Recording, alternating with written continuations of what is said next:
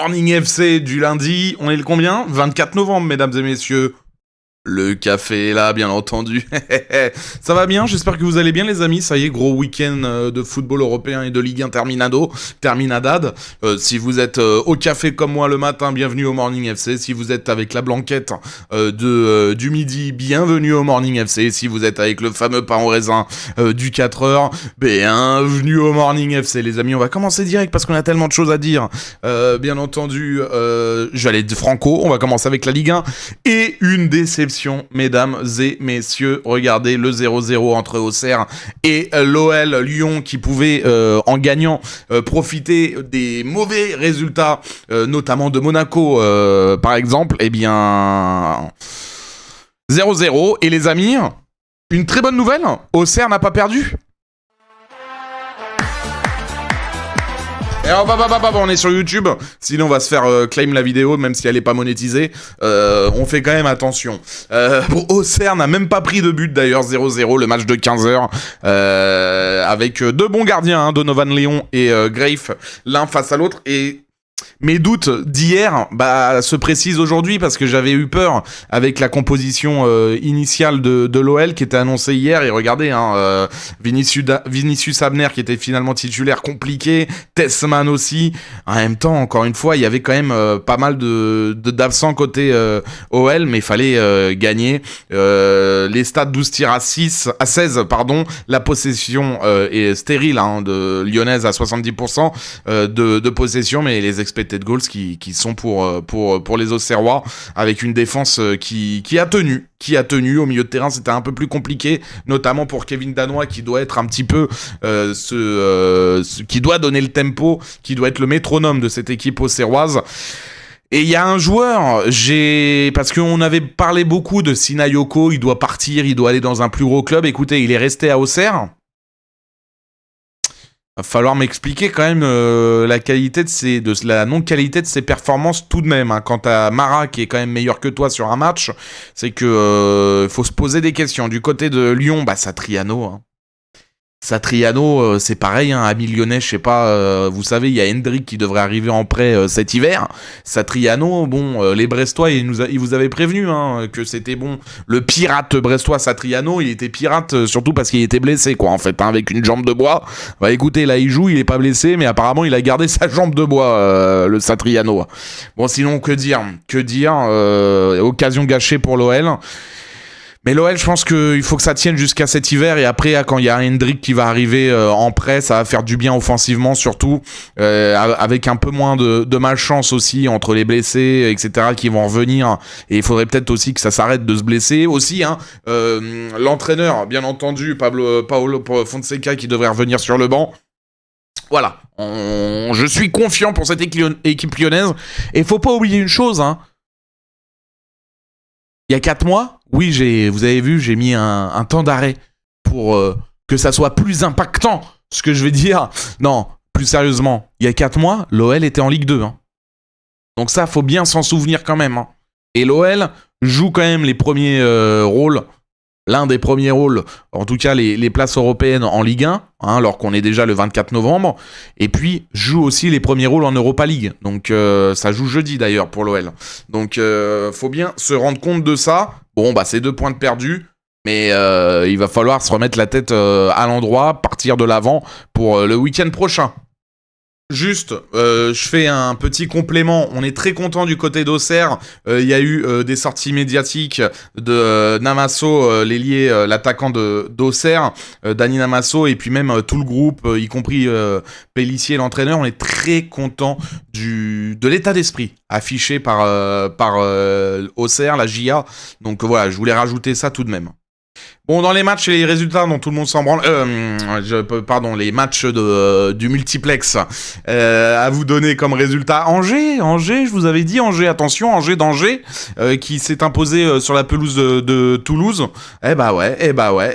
Pourquoi pas, on vous l'avait dit, attention, but de Belkedim, Angers, ça continue de gagner, enfin ça continue, ça se remet à gagner, c'est intéressant. Ça bat des équipes qui sont en frontal avec eux hein, pour le milieu de tableau et pour la lutte au maintien. Voilà, il y a aussi Brest, super match face à Metz, 3-2 pour les Brestois. Regardez, je vous mets tac. 3-2, il y a eu du but, c'est magnifique. Il y a eu des occasions. Moi, j'ai bien aimé ce match. Doumbia, façon de ce Doumbia, les amis, dès qu'il est bon, l'équipe va mieux. Les Pirates brestois, dès que ce Doumbia-là est dans son match, les ballons circulent plus facilement, les occasions se créent plus facilement. C'est bien plus intéressant. Bon, côté Metz, on retrouve un petit peu ce qui est compliqué du côté des Grenats. En plus, Diallo était blessé, je crois. Oui, blessé. Du coup, c'était Azoro qui était titulaire et vous l'avez bien vu, hein, il a pas assez pesé dans ce match. Hein aussi un peu just alors que ça doit être le maestro de cette équipe du FC Metz. Par contre, c'est vrai que ce Tsitashvili, attention, hein, on sait qu'il y a une belle histoire géorgienne du côté du FC Metz.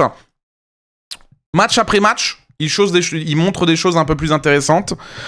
Et puis voilà quoi, bon, 3-2, Brest, victoire, on va voir. Attendez, une petite stat. Le nombre de buts encaissés en 13 journées par Metz qui présente, donc 30, qui présente la plus mauvaise défense des 5 grands championnats européens cette saison. Ouais, 30, ça fait beaucoup quand même. Et le dernier match de ce multiplex, c'était ce Nantes-Lorient, 1-1.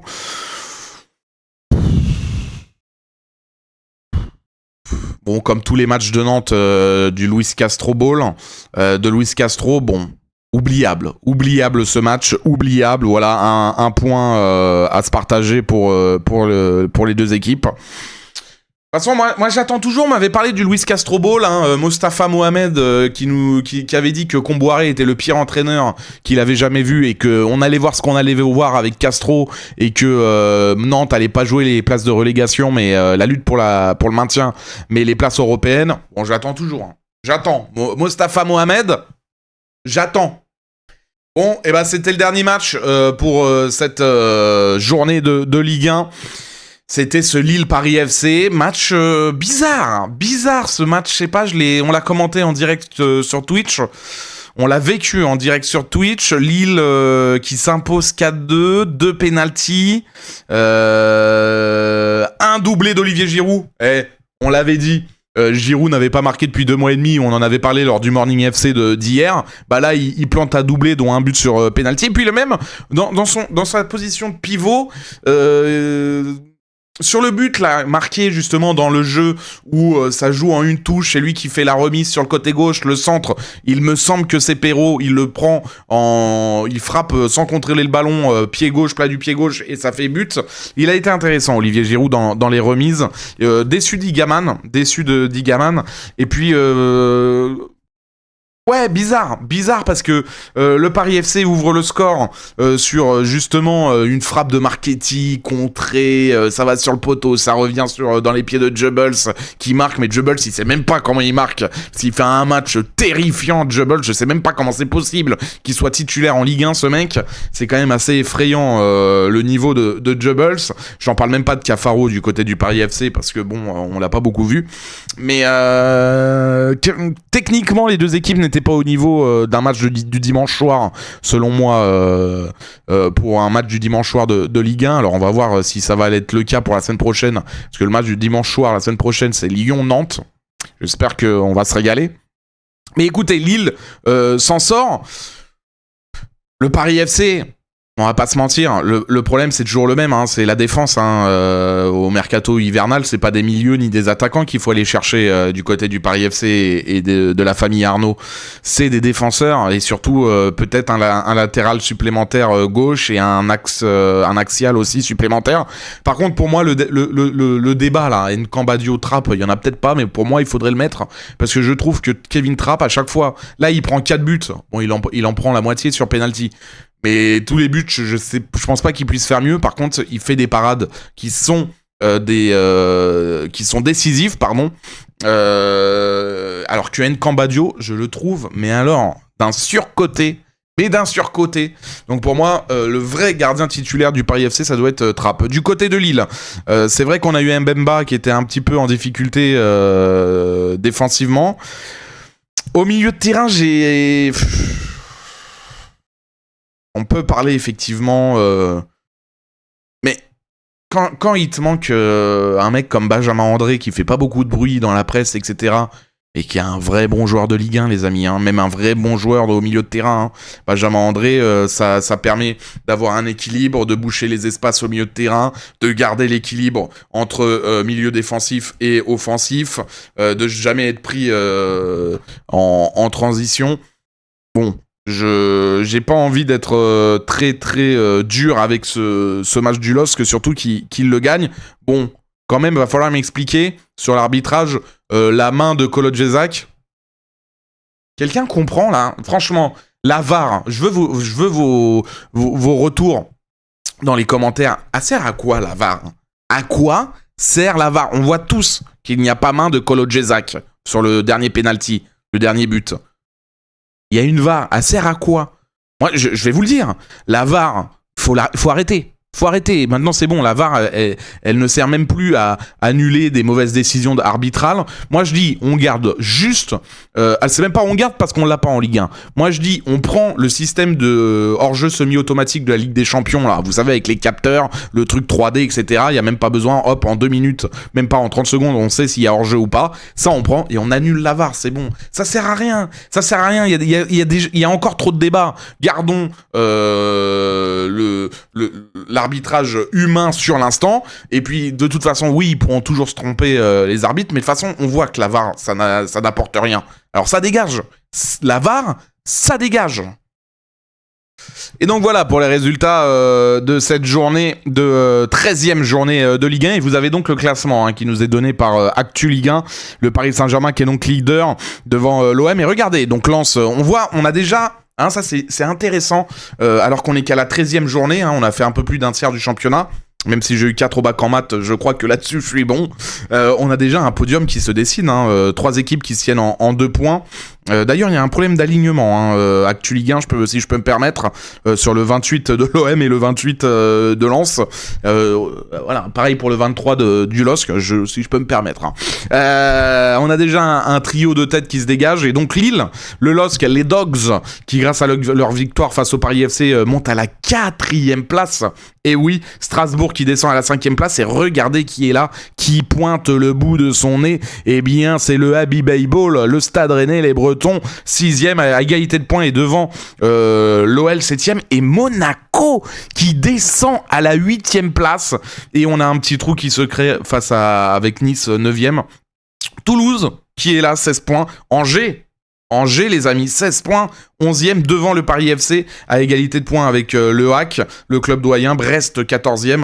Et puis bon, comme je vous le disais, moi j'attends. Mostafa Mohamed. Ah merde, vous êtes 15e, à égalité de points avec le premier relégable qui est Metz, et à égalité de points avec le barragiste qui est Lorient. Bah merde alors. On nous aurait menti alors, Mostafa Mohamed? Ah mince.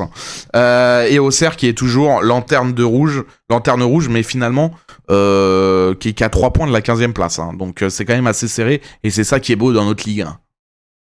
Ah oui, je voulais vous parler, les amis, d'une super initiative que fait le Paris FC, je trouve, à chaque fois qu'il y a un match à l'extérieur. Regardez, alors, vous allez peut-être pas aimer, mais c'est le ciné-foot au Grand Rex. C'est quasiment, je crois, vous le savez, si vous êtes assidu et si vous êtes fidèle du Morning FC, il y en a toujours un comme ça, de bafouillage par Morning FC, et je le garde au montage parce que comme ça on est connecté. C'est quasiment systématique, les amigos, les amigas, j'ai l'impression à chaque match à l'extérieur du Paris FC, ils font un ciné-foot au Grand Rex, avec évidemment des places limitées. Je crois que c'est 5 ou 10 euros, même pas, et vous vivez le match entre supporters du Paris FC et supportrices évidemment dans une salle du Grand Rex, avec le match diffusé sur grand écran. Ça s'est toujours bien passé. Je trouve que c'est une belle initiative, et pourquoi pas à imiter un petit peu dans toutes les villes, à Lille, à Marseille, partout en fait. Dès qu'il y a un match à l'extérieur, ça peut... je sais pas ce que vous en pensez. Est-ce que, par exemple, si vous êtes Lorientais ou Lorientaise, si un match de Lorient à l'extérieur, pour un match de Lorient à l'extérieur, vous avez le match qui est diffusé dans un gros cinéma chez vous, est-ce que vous pourrez y aller ? Vous me dites. Moi, je trouve que c'est une bonne initiative. Allez, tour d'Europe, vite fait les amis, avec ce qui s'est passé avec le derby du nord de Londres. 4-1, Arsenal a atomisé les Hotspurs de Tottenham, évidemment. Triplé de Eze, but de Trossard et Richarlison avait réduit l'écart. Mais c'est l'année ? C'est la bonne année pour les Gunners ? Ça y est, c'est cette année ? Ils vont enfin gagner un titre de champion d'Angleterre ? Mais non, tu déconnes. Non, c'est vrai ? Pourquoi pas ? Et pourquoi pas ? Et d'ailleurs, regardez, j'ai un petit... Alors, Canal+, qui nous titre poétique, magnifique. Premier derby du nord de Londres avec un triplé en Première Ligue. Eze est donc le premier joueur à marquer un triplé dans un derby du nord de Londres, du nord de Londres en Première Ligue. Ça veut dire quelque chose quand même. Hein. Et j'avais un dernier truc, parce que ça, c'est impressionnant. Ça, c'est impressionnant. Tous les derbys du nord de Londres à domicile. Invaincus depuis 2010. 2 défaites dans les... Je sais même pas il y a combien de matchs dans ce truc-là. Tottenham, on savait que c'était une équipe de merde. Enfin, ouais. Mais bon, après, ils ont gagné l'Europa League. C'est déjà pas mal. Bon, le mec, il a offert ce trophée-là au club. Au club, il s'est fait dégager derrière. Mais ouais. On en parle aussi un petit peu vite fait, c'était sur DAZN parce que c'était dans mon programme TV idéal de foot d'hier. Victoire dans un derby, qui n'aura pas été très prolifique. C'est l'AC Milan qui s'est imposé à Giuseppe Meazza grâce à Pulisic alors que Çalhanoğlu avait un penalty pour égaliser. Il a été raté, arrêté par Magic Mike. Ça fait plaisir. Allez les Bleus. Voilà, intéressant. Et pour terminer vite fait, ce tour d'Europe assez rapide, c'est le Real. C'est le Real qui est piégé à Elche. Elche piégé. Elche piège le Real Madrid. Elche qui a mené 2 fois au score. Hein. Il faut savoir que dans ce match, c'est intéressant à noter, le Real n'a jamais mené au score. D'abord mené 1-0, égalisation de Huysen.